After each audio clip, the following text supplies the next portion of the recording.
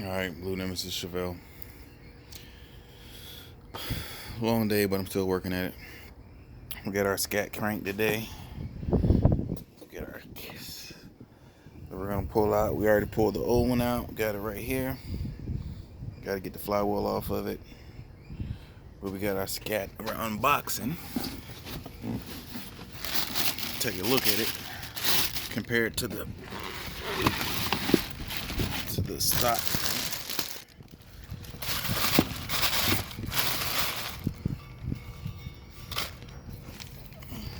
See if I get any differences. Let's see. Any noticeable differences?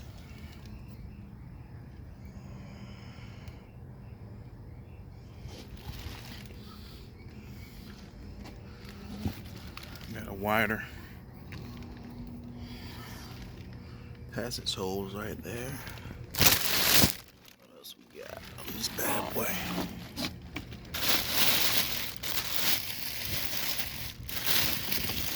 Does look nice and shiny, all new.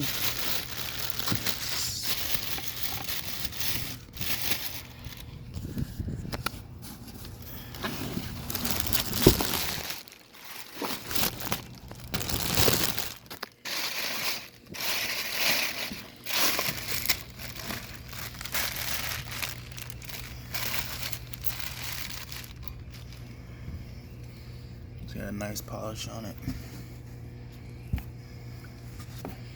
All the way around.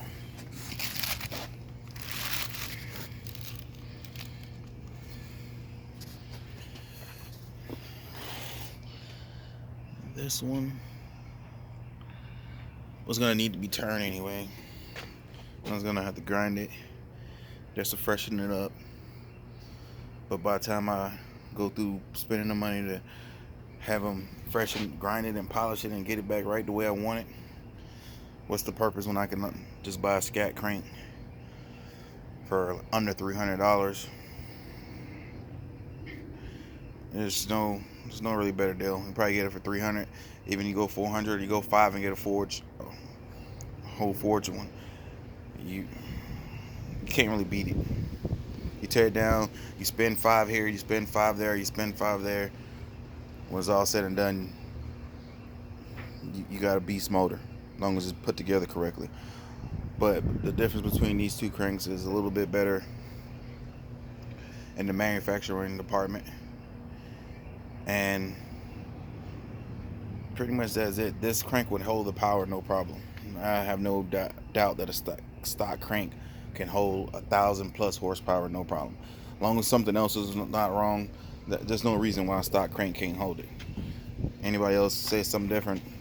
Bullshit, because I've never seen one broken in half. I didn't heard a lot of stories, but I never heard a story where somebody's fucking snapped the crank in half unless they were doing something real wrong, or they had a stupid amount of power. And I didn't even heard those stories. Usually something else fails before a crank fails.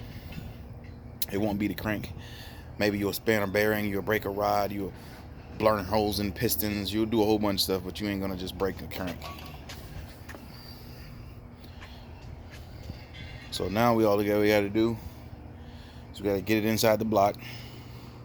We're gonna mount the rods, do the pistons, mount everything together in a rotating assembly, make sure the clearance is all checks out, make sure the crank goes through like it's supposed to, because that's part of one of their warranties.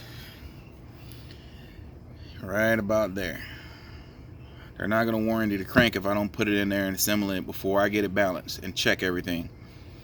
If I get it balanced before the fact, and then I put it in and find something wrong, they don't care, because the crank is not what they shipped out. Somebody didn't mess with it. So if someone messed with it, they don't want it back. So you got to do all this mock-up first, then take it and get it balanced, then you're good to rock and roll. Other than that, you check it for defects, and we'll go over it. We'll go over it and look, make sure there's nothing. I have one hand with this phone, but we'll go over the whole entire crank, make sure there's nothing out of the ordinary. No barbs, no nothing on there that could be considered a defect. We'll put it in there, put the new bearings, main bearings and everything in. We'll assemble everything, rotate the engine over a couple times, boom, pull it out, take it to get balance. Be back.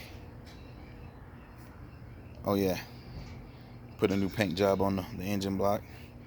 Since we got it all apart, might as well put a paint job on it, clean it up, put all new gaskets, all new bearings, you know, the whole process. It's not that much more. Put a nice paint job on it, and then it's ready to be a turbo engine. Turbo 454.